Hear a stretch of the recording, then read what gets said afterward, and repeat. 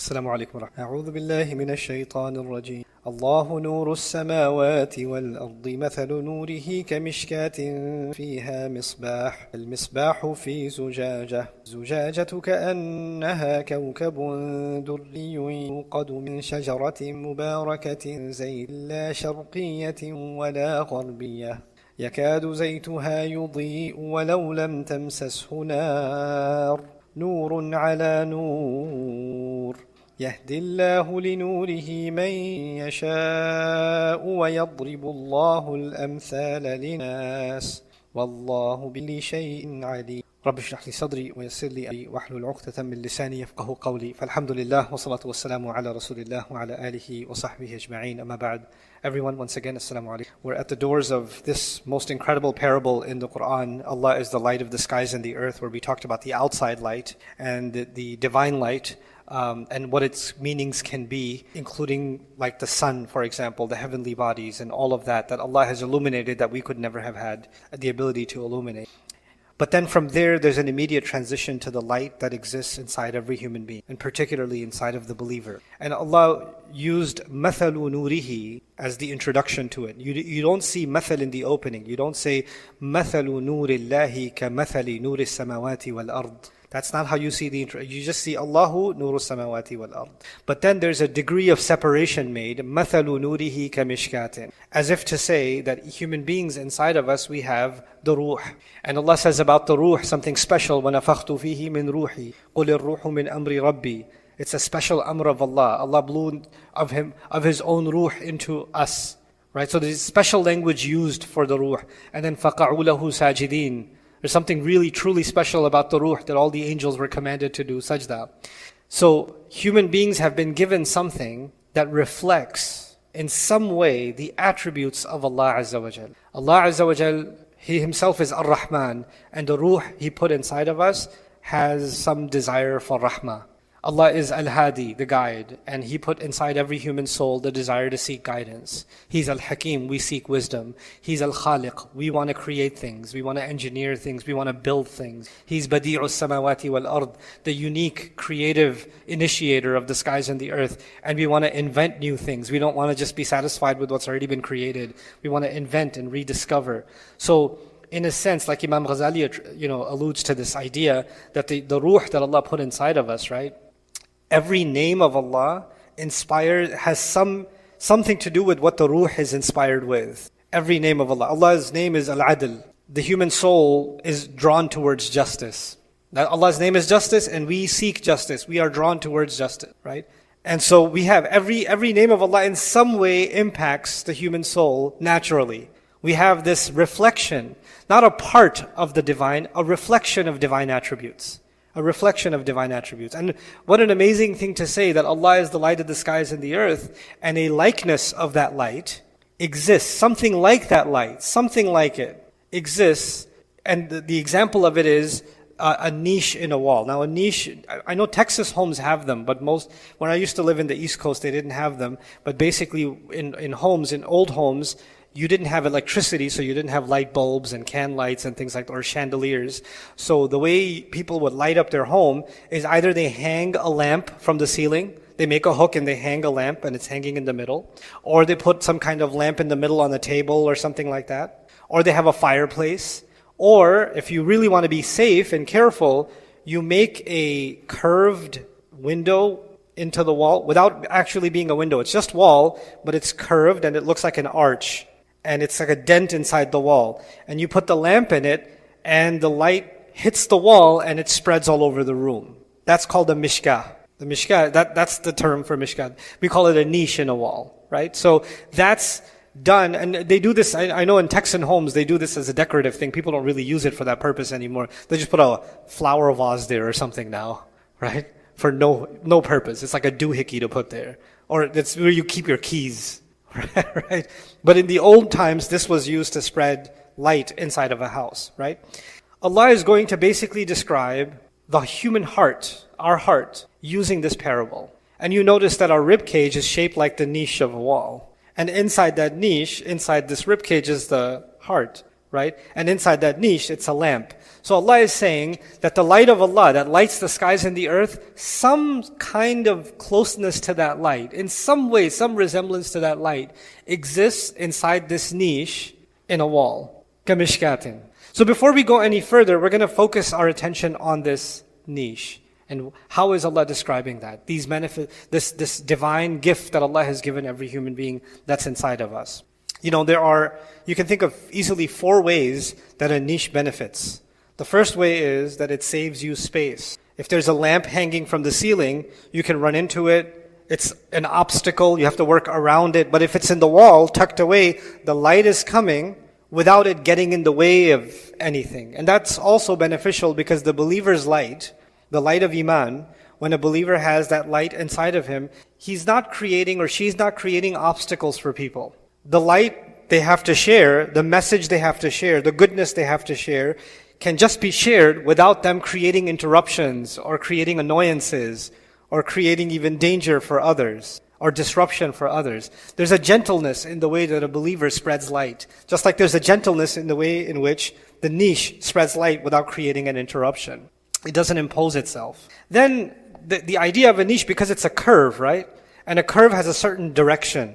So if the niche is angled at a certain way, the light will focus in this direction. If a niche is angled in this way, you put the lamp there, the light is focused in that direction. So some parts of the room get less light, and the parts of the room that are in the focus of the niche are going to get more light. If you put a lamp in the middle of the room, then the light is going to go in every direction.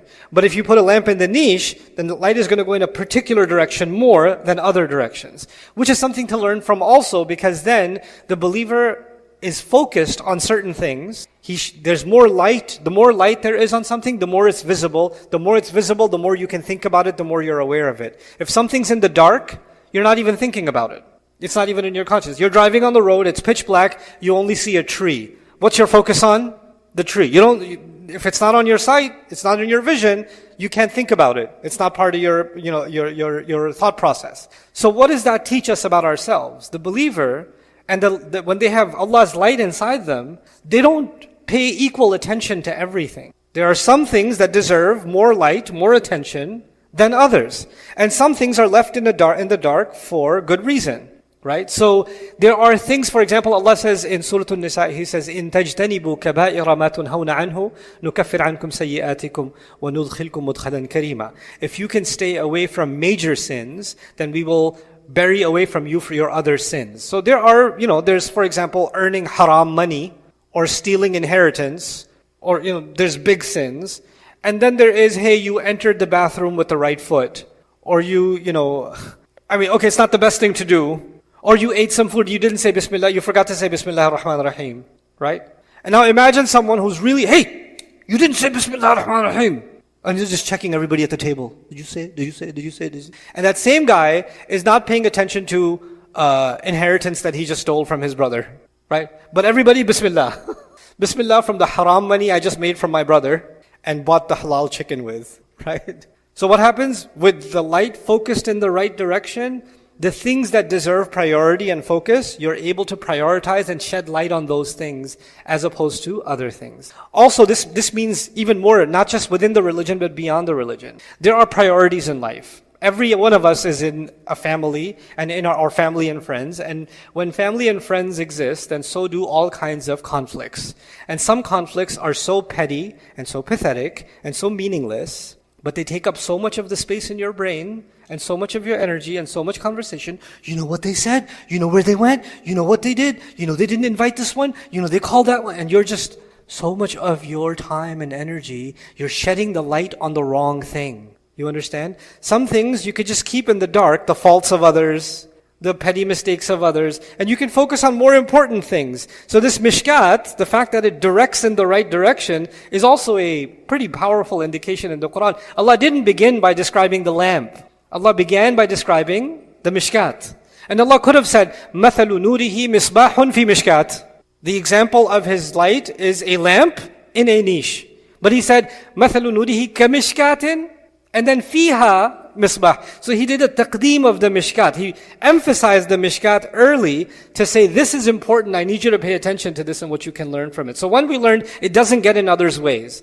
The second thing we learned, it provides a particular kind of focus. When someone has the light of Allah, then they're focused on certain things, and therefore they are not focused on other things. They're not focused on other things. They have a sense of priority.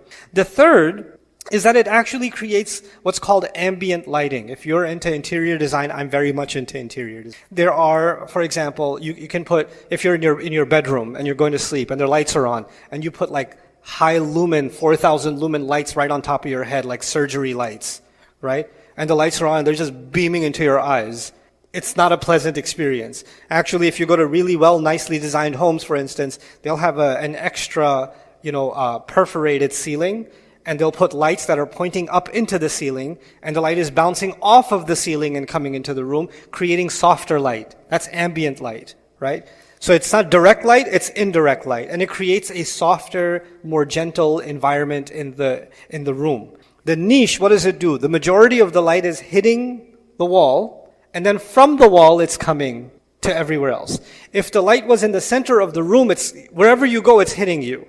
But it's off to the side, and then it's creating this ambient, soft, gentle light, which is like the light of a believer, because a believer is not harsh in the way that they spread their light, right? Because if you imagine somebody who has like those super powerful torch lights that you can take now into the woods and you can see like 300 miles into the distance, right?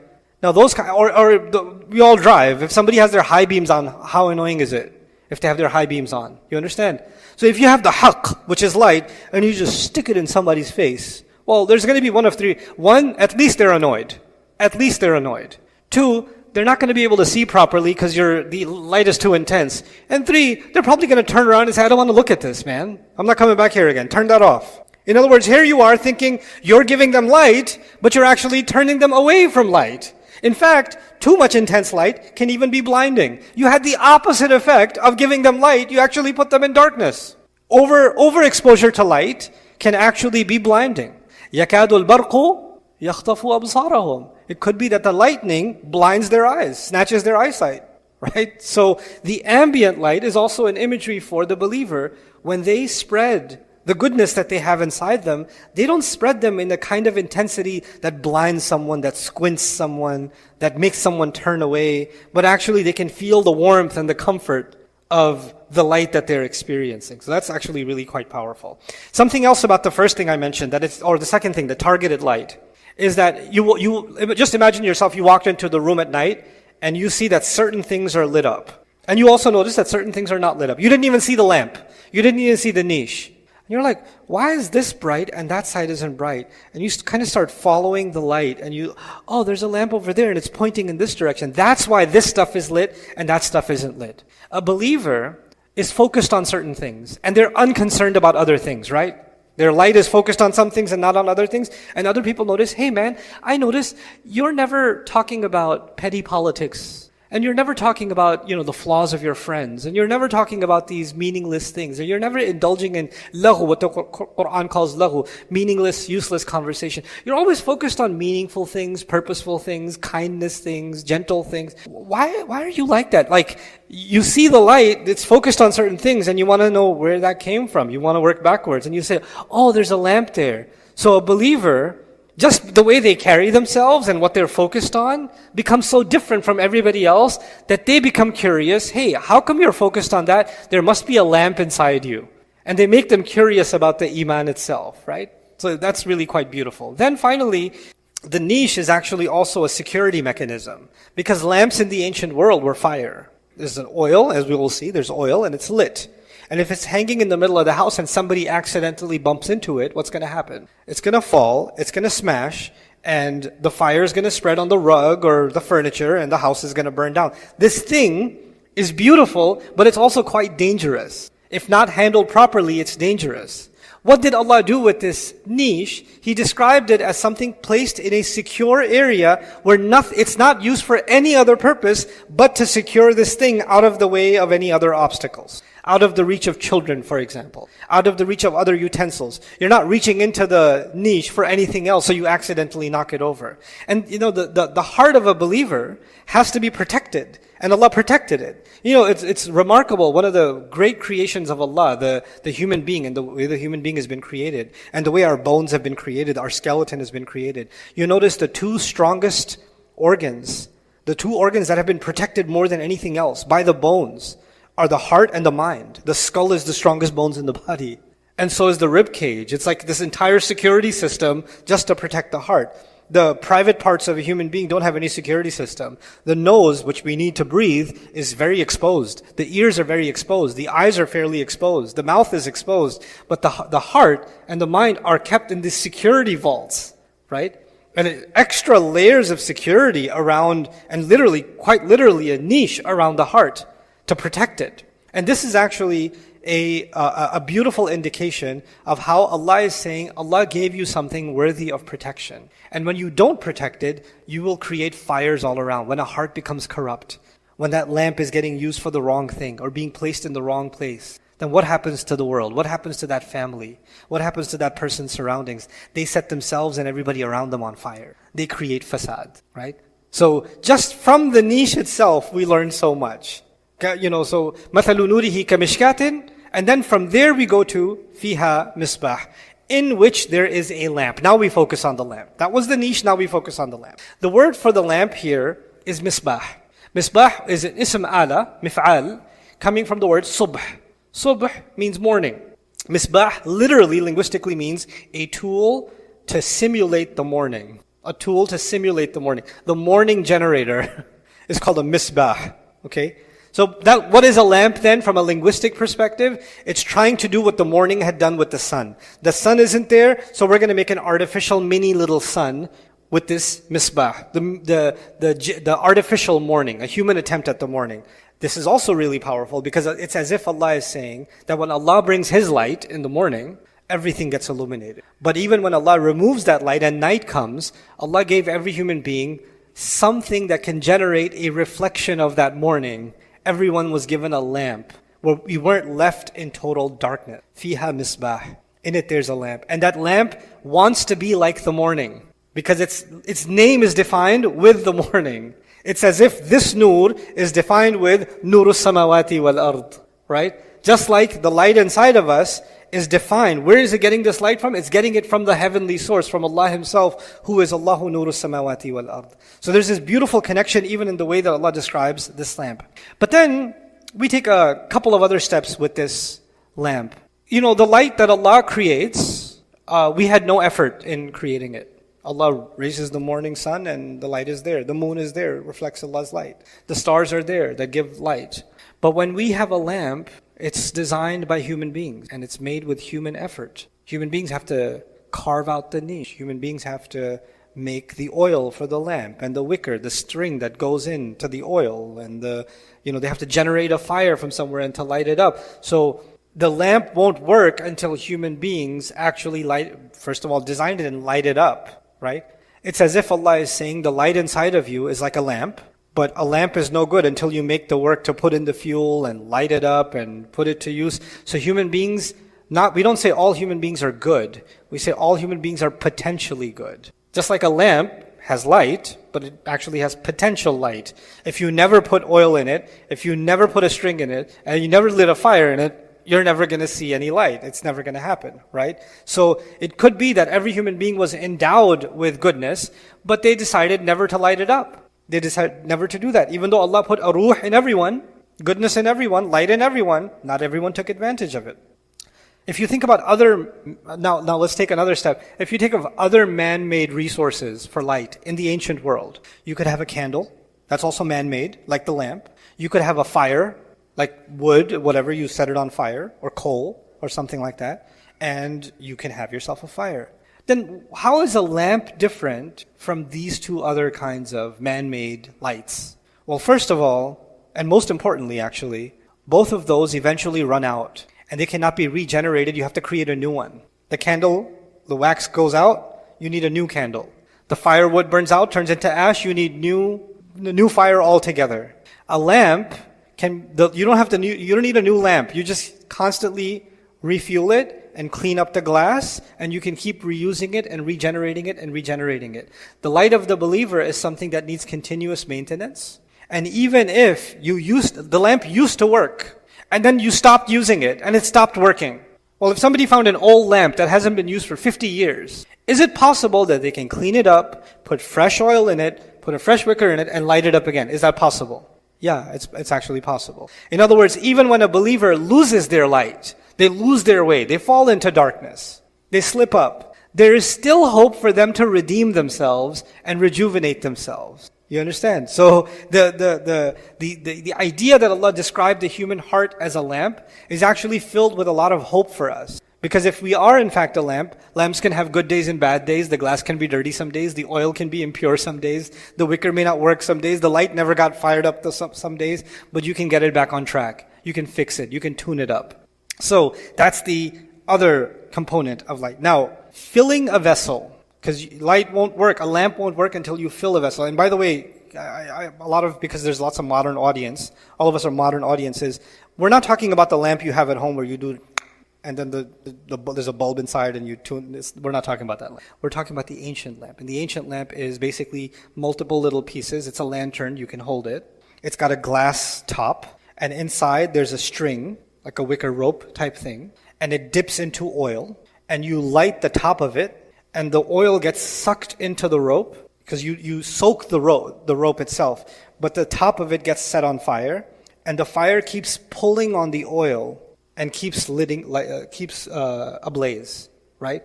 And so all you need is eventually to put new oil in, and it will keep on rejuvenating and keep on filling up. This is the misbah. This is the basic mechanism of that, okay? So just because you fill it up with oil doesn't mean that you lit it up. Even if it's clean and it's filled with oil, it doesn't mean that it's lit. A modern example would be, even though the lamp is plugged in, doesn't mean you switched it on. There's a different piece. And it could be that a human being is filled with knowledge, good knowledge, like a lamp is filled with good oil. But they never really connected that knowledge to their heart, and they never really illuminated themselves with that knowledge, right? So learning alone is not enough for the light to be lit up. It's actually pretty amazing that you have this amazing, pure, pristine oil.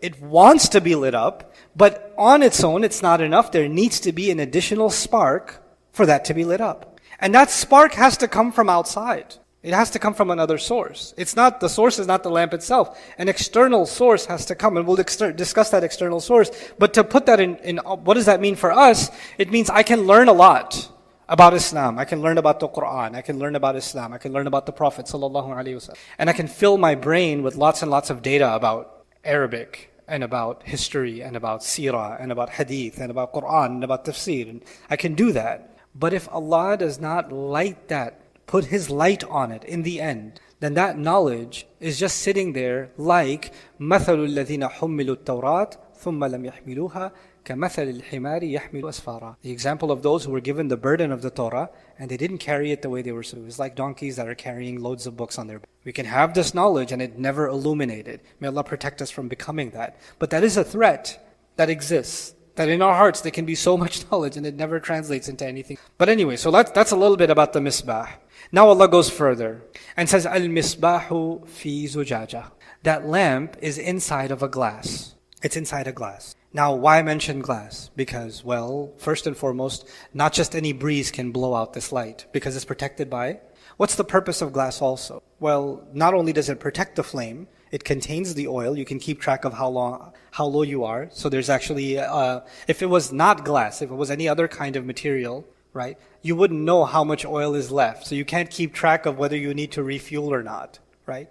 Also, if it wasn't glass, then the light would remain inside and it would never spread. And when it spreads, what does it spread to? Whichever direction it was pointed in. Now there are those who have light, but they like to keep it to themselves, right? I don't want to talk to anybody in my family. All of them are liberal, progressive, munafiqun, and so I just want to stay away from the fitna, so I just want to keep my light to myself. I just want to go to my little halaqah where all the people have more iman than I do. I just want to protect my iman. I just want to just go home and then put my eyes down and go to the masjid and then go back home and go to the masjid and come back home. And if anybody from the outside, from the grocery store, if somebody says howdy, astaghfirullah al-azim, because my light might get disturbed if I look up. I barely look up when I'm driving. I'm a hazard on the road, right? So, for the sake of Allah, right? So, the idea is when a believer has light, then the reason it's encapsulated in glass, one, it's protected. It's protected. But it's protected for its own good, not so it can stay within itself. So even though it's not influenced by the outside, it is influencing the outside, right? So we're engaged with the outside. We're giving light, especially inside of a home. It's the closest people to you. The closest people to you are the ones that will have the most influence on you, right?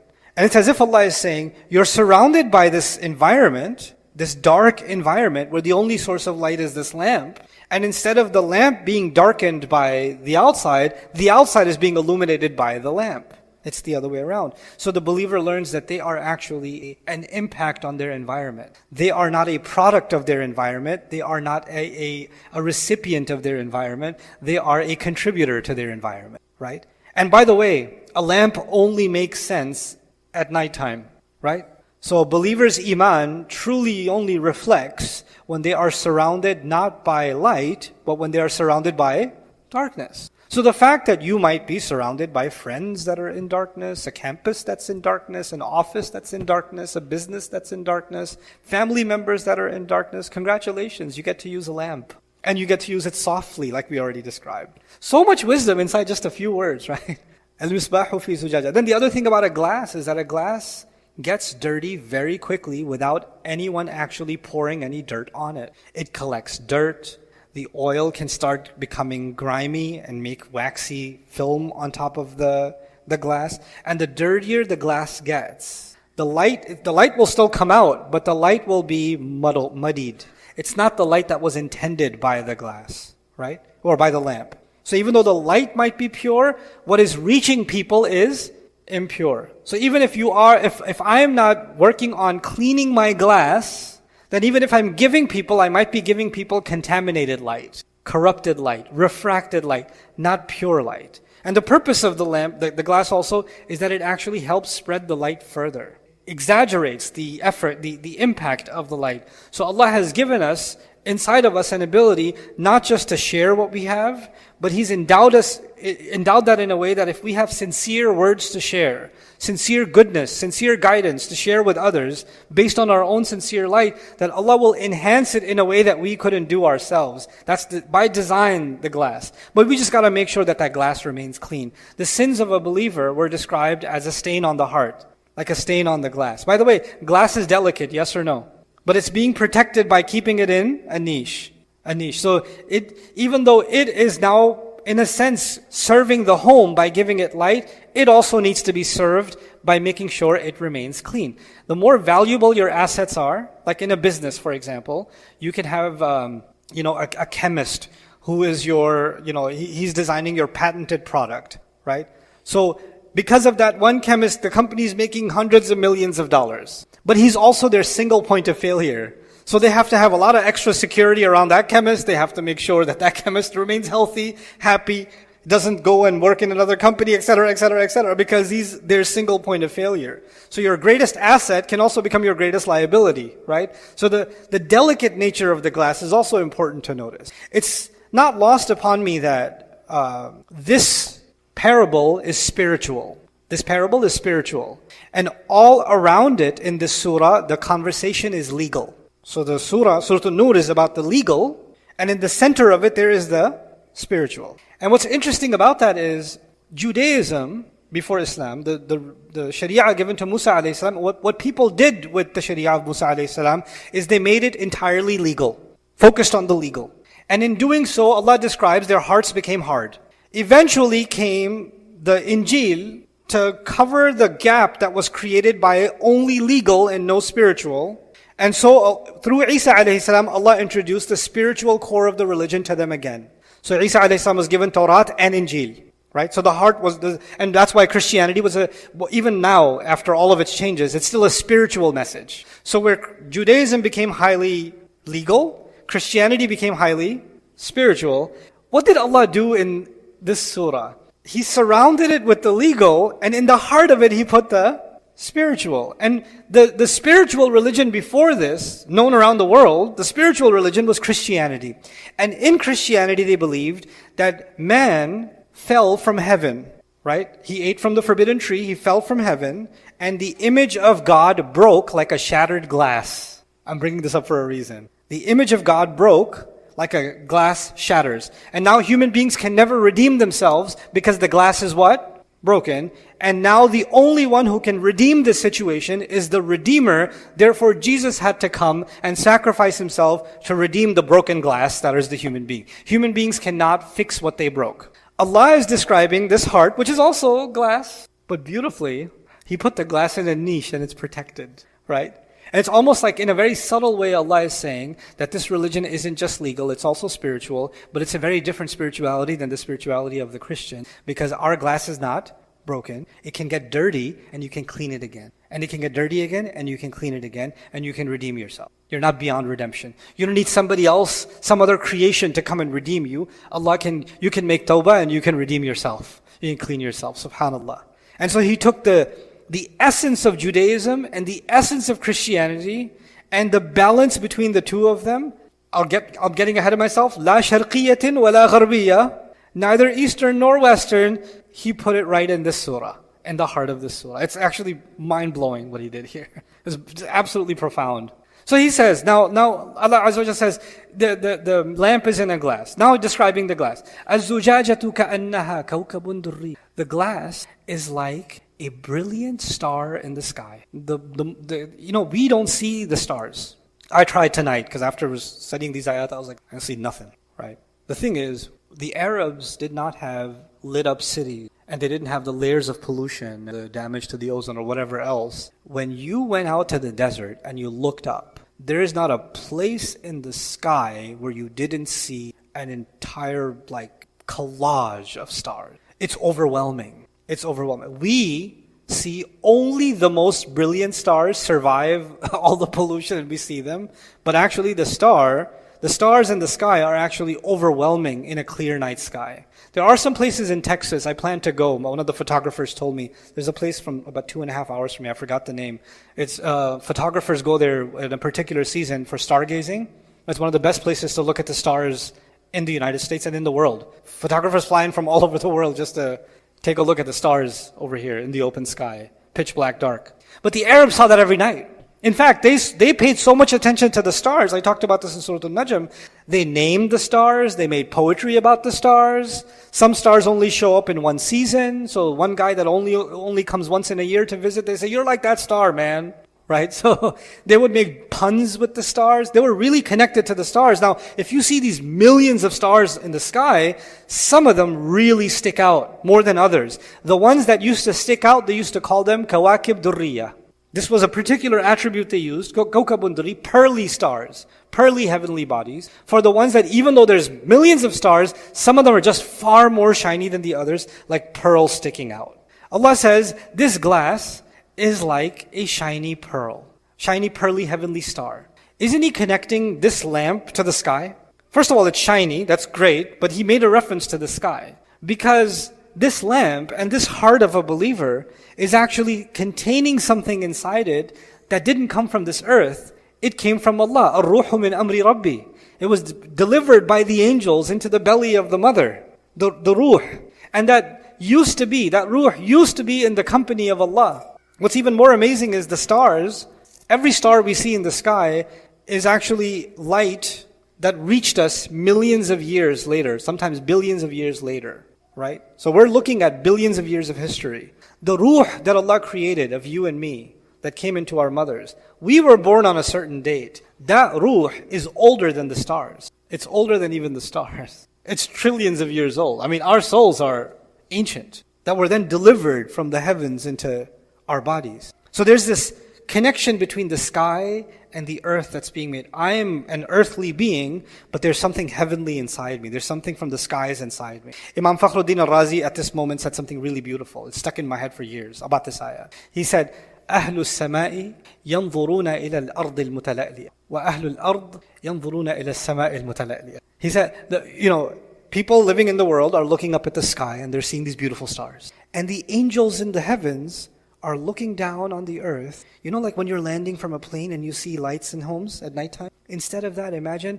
the angels from above can see which houses have the light of Iman, and they can see lights light up on the dark earth like we see the stars light up in the sky. SubhanAllah. Like they're looking, just like we have this view of the pitch black and some dots of light, they're looking down on the earth, pitch black, and some dots of the light of Iman in different homes, like lamps lit up. SubhanAllah. كأنها كوكب دري يوقد من شجرة مباركة زيتونة. Now this tree, so this a beautiful lamp, in the glass being so brilliant and starry, is being fueled. يوقد.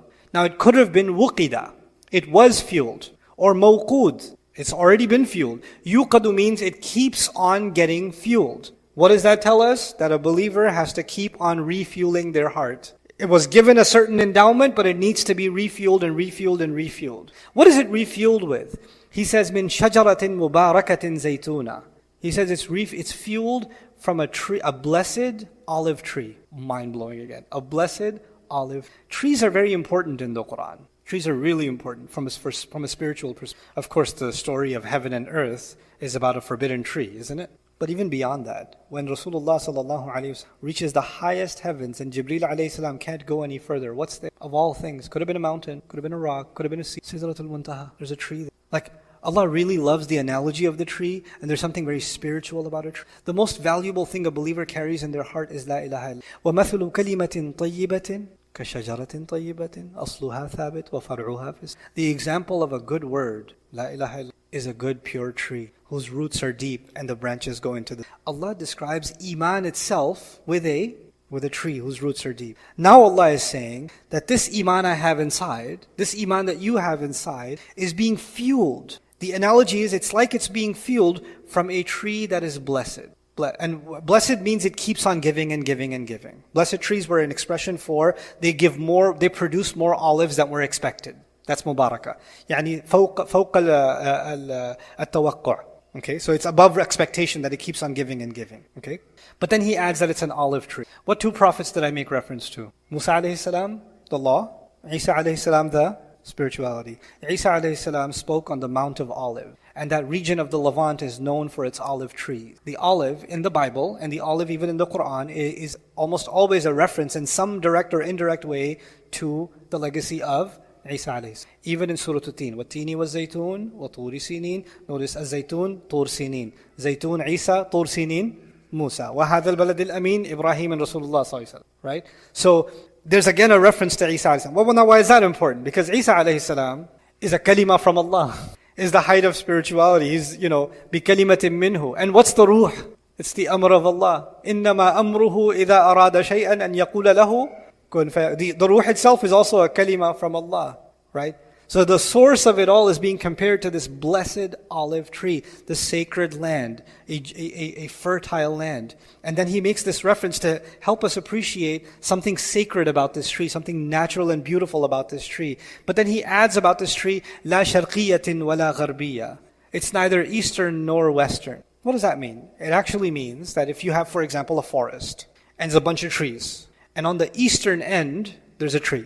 On the eastern end. When the sun rises on the east, it gets light. And when the sun is on top, it gets light on top. But when the sun is setting, does it get any light? No, it only gets light on the east side because it's on the eastern end. If it's on the western end, the sun rises, does it get any light? No, the sun is on top, it gets some light. When the sun is setting, it gets light. If there's a tree by itself with no other tree around, in the middle of the desert, on the top of a mountain by itself, the sun rises, it is exposed to the light.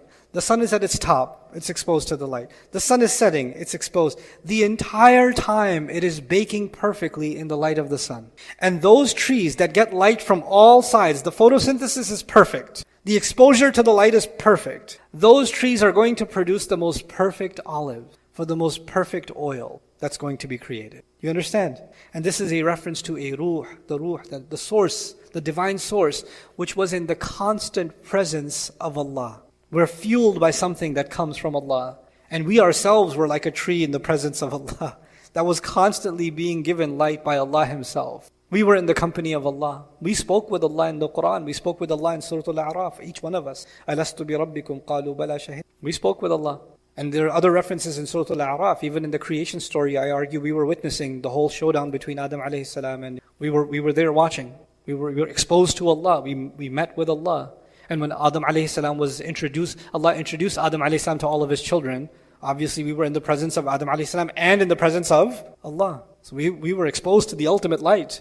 And so our source is this divine tree, this heavenly tree that's constantly exposed to the light, and therefore it produces the most solid, the most refined oil. La sharqiyatin wa la gharbiyya, it's neither on the eastern end nor on the western end, but it has other implications. The east and west are also a reference to different societies, right? The mushrikun were affiliated with the Kaaba. The Jews were affiliated with Jerusalem, right? Allah says, لَيْسَ الْبِرَّ أَن تُوَلُّوا وُجُوهَكُمْ قِبَلَ الْمَشْرِقِ وَالْمَغْرِبِ. He says, وَلِلَّهِ الْمَشْرِقُ وَالْمَغْرِبِ فَأَيْنَمَا تُوَلُّوا فَثَمَّ وَجْهُ اللَّهِ.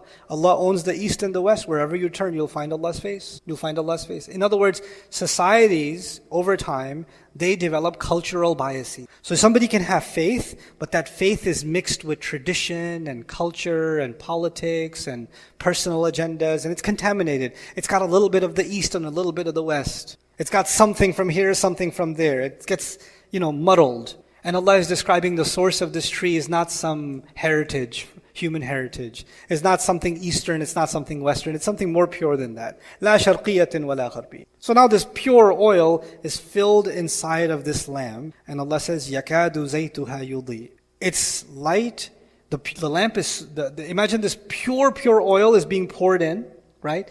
And the oil is so slick and so clear and so glistening that as you're pouring it, it looks like it itself is lit up. That's how shiny it is. But is it lit up yet? No. وَلَوْ لَمْ تَمْسَسْهُ نَارٌ, even though fire hasn't touched it yet. Fire hasn't even touched it, but it's like it's looking for the fire. Pure petroleum or gasoline, right? It's over here, and you've got a fire over here. What does the petroleum do? It jumps towards the fire. Like the more pure your fuel source is, the more flammable it is. It's actually looking for the flame. When a human being has the light of Allah inside them, even if they were Hindu in a Hindu family, but they decided to preserve their goodness inside, and they said, La sharqiyya wa la gharbiyya, they're not going to, something inside them is looking for something. They're looking, and like there's lots of Salman al-Farisis in the world. And they're looking, they're like, something's missing. I need to understand what this is. There's something inside me, and I can't fill that void. I'm going to take a yoga class, and I'm going to ohm my way into this. And they can't find it. And they go to sit with some Buddhists. And then they go sit with some shamans in the West Indies. And then they go end up in some Hindu temple, and they paint their face. And they try all kinds of spiritual dances around fires, and they try all of it, and they're like, I can't. Something's missing. Then they end up in a Catholic church, then they end up in a Presbyterian church, then they try some devil worship, they try everything. Then they're like, let me just try mindful exercises, let me just go towards Nietzsche and Freud, and let me go towards Skinner, let me find something that makes me whole. And then, after all of those exercises, the one thing they won't consider is Islam, right? But the moment they start hearing about Islam, they feel I don't want to go here, it's pulling them. I don't want to go here, it's pulling them. Right? It's like something in them wants to be lit up by this. يَكَادُ زَيْتُهَا يُضِيءُ وَلَوْ لَمْ تَمْسَسْهُ نَارٌ.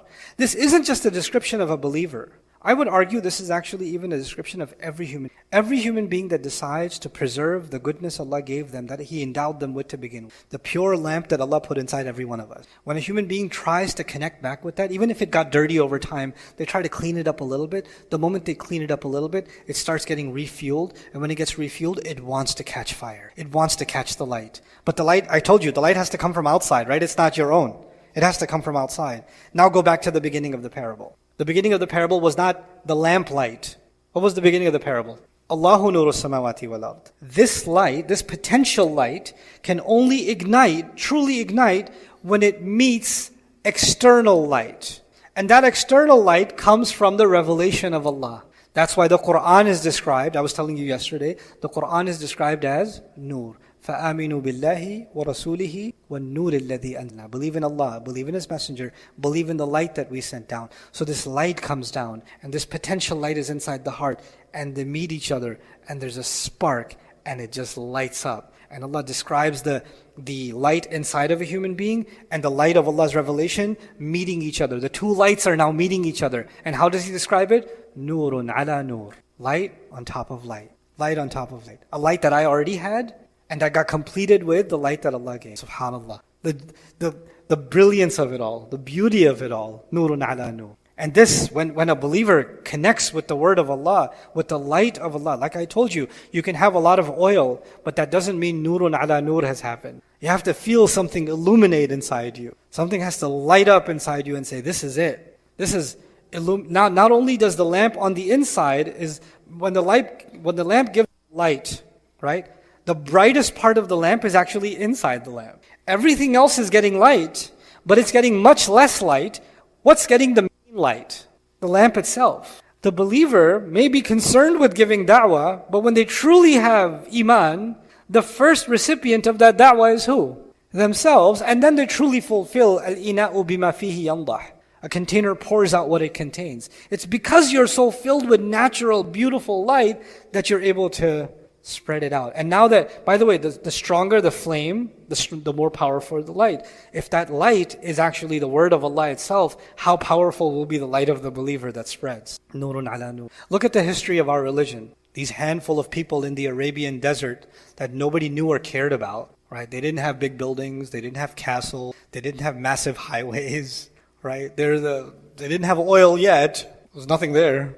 The Romans didn't care about it. The Persians didn't care about it. No other empire cared. It was just a trade route. That's all it was. But nobody cared. Let them herd their camels and their sheep. It's fine. They have a little well near Makkah. Who cares? Abraha tried to make a business scheme. Didn't work out. But nobody else came and said, you know what? Abraha failed. I'll succeed. Nah, I don't want to invest that much elephant food. Forget it. I don't want to leave it alone. Leave this place alone. Let this place remain in the dark. Let it remain in the dark. From the worldly perspective, the darkest place in the world, arguably, in that region was what?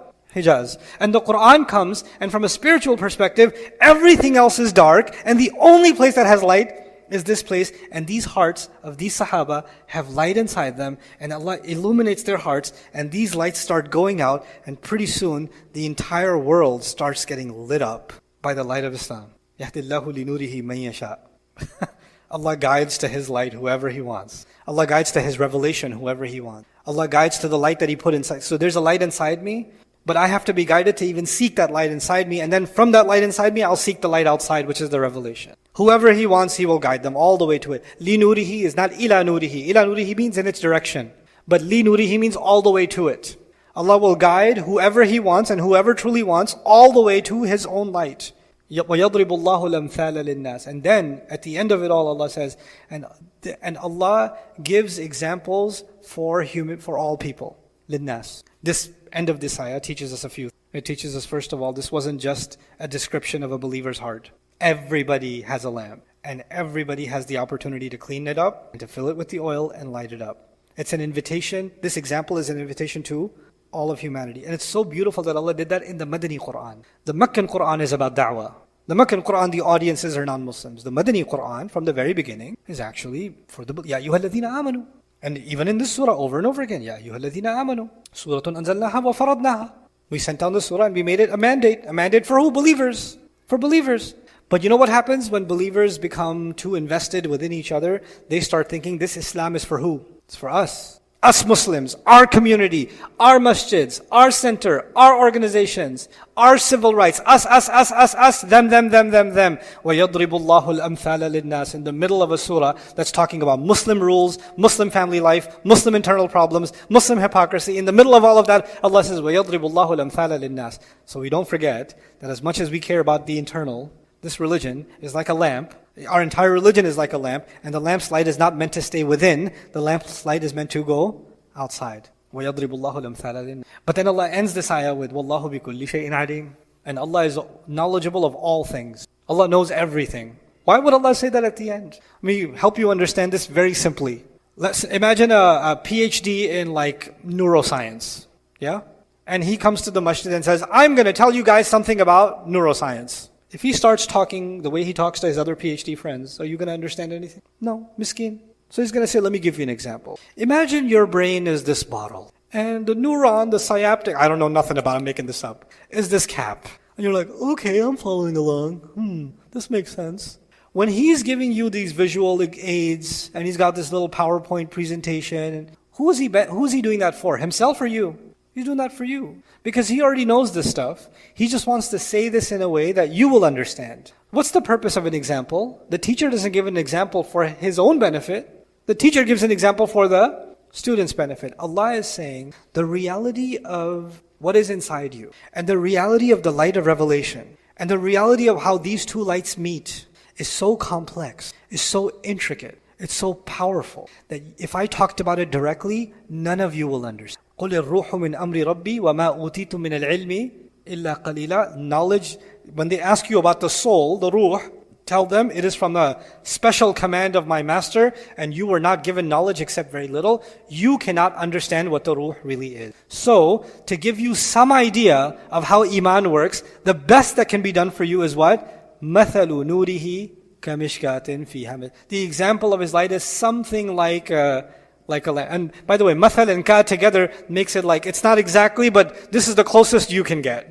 The reality of this is far more involved than you can handle. But Allah gives examples. يَضْرِبُ اللَّهُ الْأَمْثَالِ لِلنَّاسِ وَاللَّهُ بِكُلِّ شَيْءٍ. Allah knows everything. Allah is doing that for you. Why is He talking about a lamp? Why doesn't He talk about spirituality? Why doesn't He philosophize with us? Why doesn't He use big words like professors do? Why is He telling us about oil and wicker and all? Because you can't handle it. This is for you. Wallahu bi kulli shay'in alim. The last bit I'll share with you here is why did Allah use al-amthal, the plural? Allah could have said, وَيَضْرِبُ اللَّهُ هَذَا الْمَثَلِ لِلنَّاسِ. Allah is giving this example, because this is one example for people. But it's as if Allah is telling us, not just about all examples, but even within this example, Allahu nuru samawati wal ard was a profound example. مَثَلُ نُورِهِ كَمِشْكَاتٍ by itself is a profound example. مِشْكَاتٌ فِيهَا مِصْبَاحٌ is itself another example. Al-misbahu fi zujaja is another example. Az-zujaja ka'annaha kawkabun durri is another example. Yuqadu min shajaratin mubarakatin zaytuna is another example. La sharqiyatin wa la gharbiyya is another example. Yakadu zaytuha yudhi walau lam tamsashu nar is another example. And then nurun ala nur is like, it's not one example. It's each one of them is profound lessons by themselves, all compiled together just to give us an appreciation of the light that Allah has endowed us with and the light that He has gifted us with when He revealed this Qur'an to us. Allah Azza wa Jal give us a newfound love of the light of Allah. And I pray that Allah illuminates all of our hearts genuinely and continues to illuminate our hearts with the light of the Qur'an. The example, the advice I leave myself with and all of you with is, Allah did allude to the fact here that the lamp has to be continuously. So we have to have a continuous relationship with Allah's book. We need it. We need that. The recitation of it, the memorization of it, the contemplation of it, the learning of it. There are multiple facets of our relationship with the Qur'an. We have to nurture all of them. Look at the process. Oh man, the most beautiful thing, it just came in my, sorry, 5 minutes. I apologize. Where did the lamp, you're in the room, you saw light, you say, where did it come from? And you turn back and you see a niche. You go a little closer. What do you notice inside the niche? A lamp. فيها مصباح. Then you go a little closer, you notice it's a very pristine glass. المصباح في زجاجة. Then you start staring inside the glass and you notice, it's extremely shiny, كوكب دري, but inside it is a very pure kind of oil. What is the camera doing? It's zooming, zooming, zooming, zooming. And then you start wondering, where did this oil come from? And you find out the oil came from a tree. The tree that is neither eastern or west. Because, by the way, you're looking for the source, right? You're in the room. Where's the source of the light? The niche. What's the source of the light in the niche? The lamp, the glass, the oil, the tree, the olive. The light hits it from all day long. In other words, this would not have been possible without the tree. And the tree would not have been possible without the sun. So the olive would never have given me the oil, and I would have never had this lamp had it not been for the sun, which takes me back to the original parable, Allahu nuru samawati wal ard. In other words, this lamp is actually a manifestation of a gift given from the ultimate light source, which isn't even from this earth. So even though this is sitting inside the house, it's actually directly connected to the sun.